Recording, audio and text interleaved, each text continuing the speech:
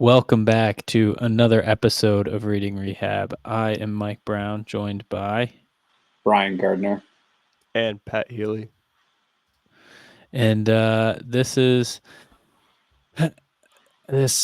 was a tough article to get through for this week's episode. We're talking about biology and physiology of tendon healing, published in Joint, Bone, Spine in 2024. Keyword biology. Yeah. They should have said like microbiology of tendon healing. Biochem of tendon. Yeah. Yeah, because that's what it was. The title and abstract kind of catfished me to think like, oh, this is going to be really important for PTs to know.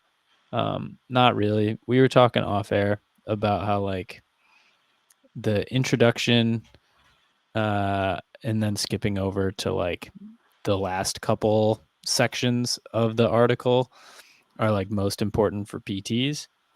PTs should have a basic understanding of what happens. Yes, not as granular in the as rest. what we had. This article mentions for sure. Yeah. So we won't talk too much about the very granular stuff, but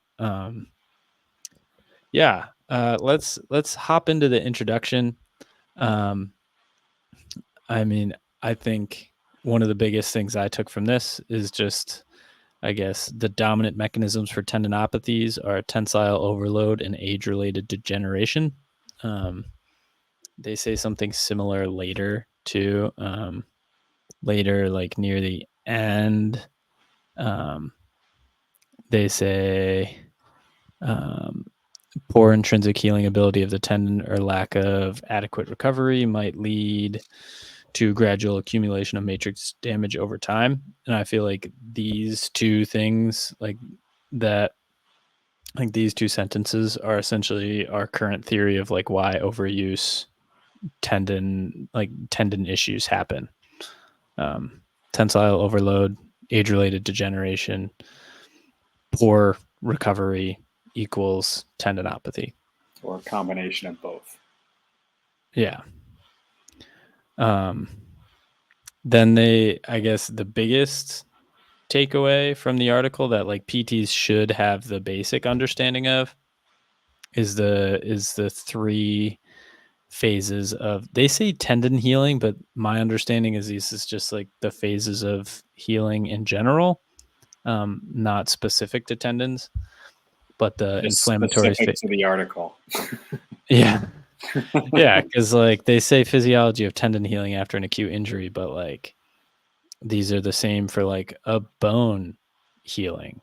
A scab. It just looks, like it just looks slightly different. So that's the inflammatory phase, proliferative phase, and remodeling phase.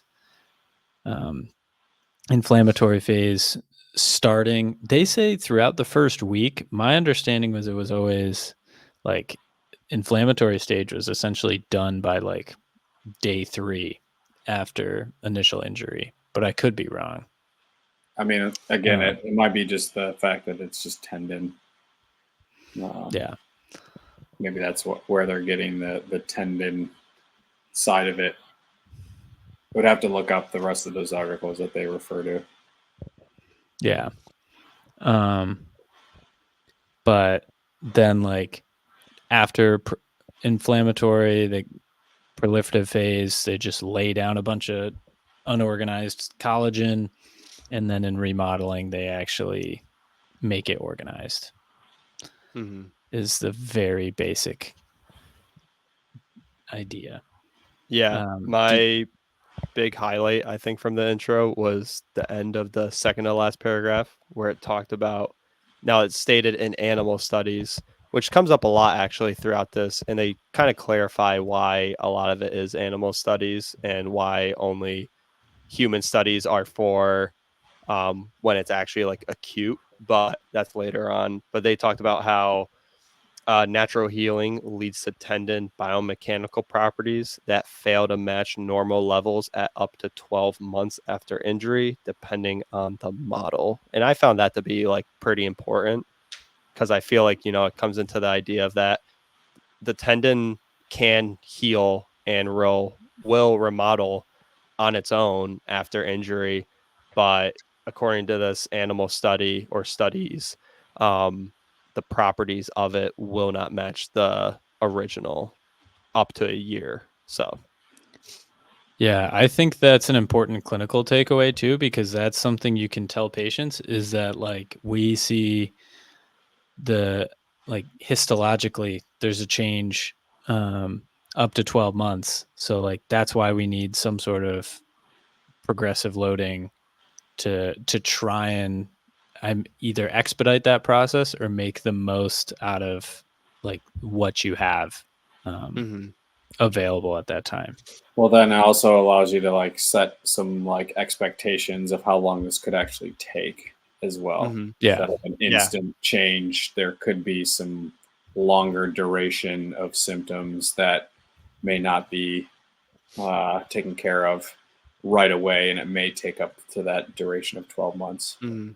Yeah, and they talk about that, I think, later on when they bring up mechanical loading. But we discussed off air these next few sections really get into the nitty gritty of what's going on within the tendon after injury. And although important from the sense of, it's actually what's happening, we don't think clinically it's anything majorly relevant, at least from like a grand scheme of what you're probably going to talk to your patients about. And so just as like a highlight, they do discuss tendon cells, transcription factors, ECM components, ECM being, oh my God, someone The help me out here. extracellular matrices. Thank you. I want to say capsular. I'm like, it's not capsular. Oh my God.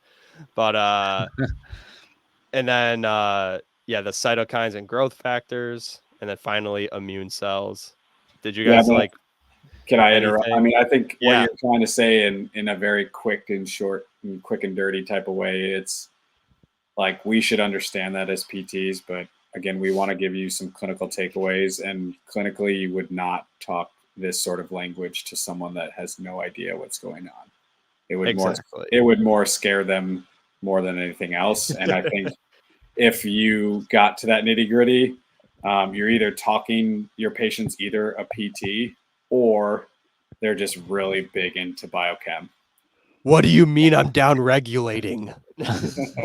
What do you mean? Yeah. So I think it's we're not saying that this article isn't pertinent to what we do. We're just saying that, again, we want you to take something away from this, and we would not recommend you sitting here talking about cytokines to someone sitting in front of you for the first time. Yeah. Trying to sell you what you're doing is going to help them in the long run. Yeah, I think we can two patients, you sum it up as like there's a lot of like cells and molecules working together to help make you heal. So we want to do our best to make sure we promote that healing process, and that then leave it at that. I think of these things too, the things that at least I've seen before in literature are the cytokines, like knowing different interleukins, like at least recognizing, I think especially interleukin 6 is around a lot. So again, as PTs, if you're reading research, you might see that, but do not tell your patients about interleukin 6. They'd be like, there's more than 6. So that leaves us with the next section that we highlighted as vascularization, where it opens up talking about angiogenesis, which, for anyone who doesn't know, is the process of new blood vessel formation from existing vessels.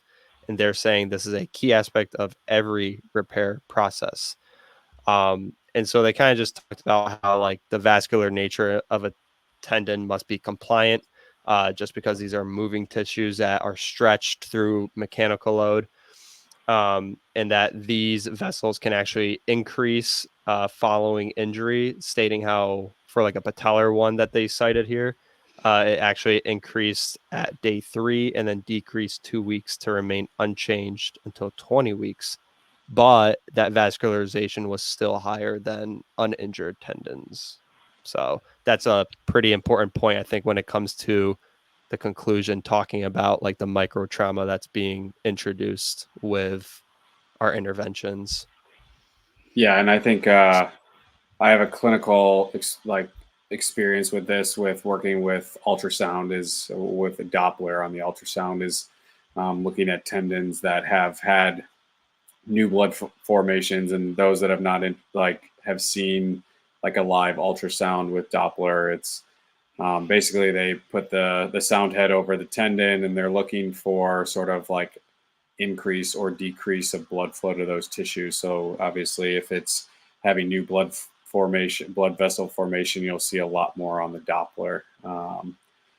I'm very new to sort of that sort of technology. So if anybody out there has more insight or wants to kind of chat about it, we can definitely figure out a time to do that. But that would be something where you want to have the ultrasound pretty close to that sort of within that week, just to see if there are some new blood vessel formations happening, so that you can know that you're kind of on the right track. I think it becomes a little bit more difficult once if there is no blood flow to the area, because again, you're not getting sort of the response you are with the revascularization. Yeah, this is actually something I have been curious about, because my intuition would be that you want vascularization to bring blood, to bring all these different healing factors that we that are talked about in this to help with the healing process. But then I've also seen and heard that actually this angiogenesis is related to increased pain perception as well. So I don't know, it makes me think, like, are we having the pain perception because of the angiogenesis and in the higher amount of blood vessels, which potentially could change the compliance of the tendons? Or is this just in a related thing that's happening because we're having pain, if that makes sense? Like, we're having pain because it's an injured tendon and the angiogenesis is trying to help the injured tendon. So if it's just like a moderator, does that make sense? I think I see what you're saying. The chicken or the egg type of scenario. Yeah, exactly. Well, Yeah. Let's go to something a little more concrete, and that's mechanical loading. This is our bread and butter, ain't it?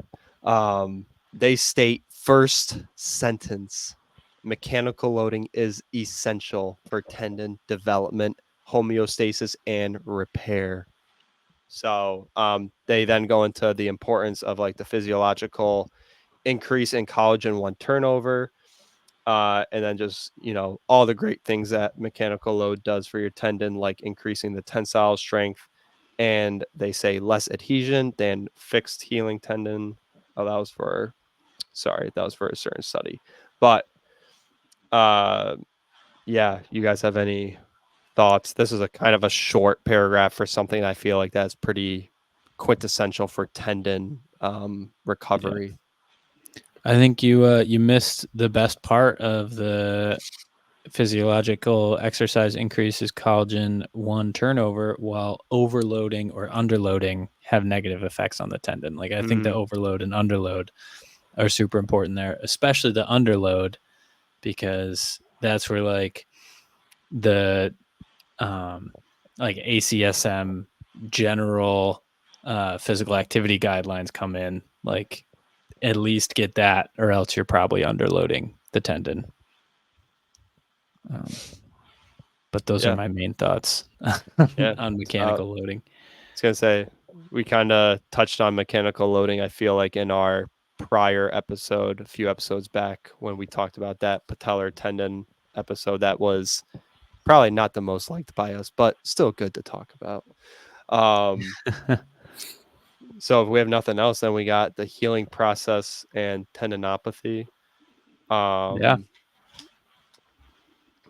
So one big highlight I have is on the next page, where this is what I was talking about earlier, where they talked about the limitations of human studies. They say that with human studies for tendinopathy, a major limitation is that the tendon biopsy samples are obtained when patients are sufficiently symptomatic to require surgery, that being a tendon tear, and such material represent chronic end stage rather than early stage disease. So it's kind of like you're catching it when it's too late. And so it's like it's still giving us good information, but it's not really giving us the lead up to what the finale is, you know? Yeah, I mean Yeah. you're not going to take a biopsy of good tissue and then it's overloaded over time to see if it causes a tendinopathy. Exactly. So, At least not in this I country. think, I don't know. I feel like I'm just thinking about runners. You probably could do a biopsy of like someone's Achilles tendon, like a runner's Achilles tendon, and then just do continual biopsies for however long and just wait for them to get a tendon injury, because you can almost guarantee there will be one, especially but then also if you take the biopsy you're causing an injury and then thus could cause an overuse yeah, injury. it's like So how far, I mean, I don't know the logistics of muscle biopsies. Yeah. It's like how often can you do it in the same site? Like, are you just literally just shredding the Achilles tendon? Yeah. How far can you cut a rope until it snaps, right? So yeah. So I Just mean, I get it. Where it's causing a traumatic Achilles tear. you're just doing it into an animal study, and unfortunately, that is what is of that animal study. But I don't think that you're going to get away with doing that to a human. not in this country, at least. Who knows? No. Yeah, unless you do it to yourself. Yeah, unless it's self-inflicted. Yeah, like there's a study of there's a study of a guy who wanted to know what was painful to touch in the knee, so he cut he got surgery without anesthesia, and then just like had the people like poke different parts of his body to see poke different parts of his knee to see which one was most painful. Yeah, it's a wild study. That's good for him. Yeah. That's not that definition of body on the line. Yeah. Like, you can find that in the science. Yeah, the spooky science journal. There you go. But that's pretty much what I had from that healing process. I don't know. I didn't really get anything grand from it. Yeah. It's hard to take anything really clinically relevant from this article. Yeah, just outside of our phases. Yeah. And respect the phases of healing. Yeah. Which I guess, like, I don't know. That's like a good conversation is like, how does one, like, what's an example of respecting phases of healing, you know? Like if we're, let's say, I don't know, like an initial tear, like let's not go chronic. We're going acute here, baby. Let's say you got something real nasty. You got an Achilles rupture. How are you respecting that inflammatory phase, you know? I know it's a pretty probably softball, but you say refer. Oh my gosh, that's hilarious. Yeah, I think about it with like ankle sprains. Like I think that's why it's so important to like do early weight bearing with ankle sprains, because like that's why like we're trying to optimize the inflammatory phase so then they can get more out of the proliferative phase, if that makes sense. Like you're trying to get as many of these biochemicals in the area as possible, and you can do that by movement. So obviously, like to tolerance for the patient, like you're not having them do like heavy single leg calf raises or something, like right off the gate after an ankle sprain, but just getting some sort of weight bearing and movement. So then you can start to optimize these areas is my first thought. Yeah. Do you guys have any? Yeah, I mean, I think you want to respect it, but you also want to, I guess, you also don't want to what the article said is you want to underload it. So if you can push a little bit more than like say a normal timeline is, I think that one, if it's safe, and two, if the person understands what you're trying to go to, and I think that's where clinically you can play that fine line of the risk reward of how fast to push versus how slow to go. If that comes, I know that those are two oxymorons, but it's also kind of what you need to do. I mean, especially in the setting that I've worked in, it's like sometimes it is their livelihood that playing the sport that they play. So it's kind of giving them the right sort of advice and sort of direction and guiding them to make decisions on top of knowing sort of the healing process. But again, respecting the healing process, but also knowing that there are some things that you can push through that won't negatively affect them. So it's just kind of understanding when to push, when to pull back clinically. Cool. Yeah. Yeah. That's about all I got. Yeah, I don't want to spend more time than is needed on this article. Unfortunately, it wasn't as good as we were hoping. Important, but also know the audience you're talking to about it. Yeah. I'll leave it at that. Yeah, no better way to end it. So, yeah, this has been another episode of Reading Rehab. As always, if you like what we do, please leave us a nice review on Spotify or Apple Podcasts. It does make us feel nice. And follow us on Instagram at Reading Rehab Pod. Thanks.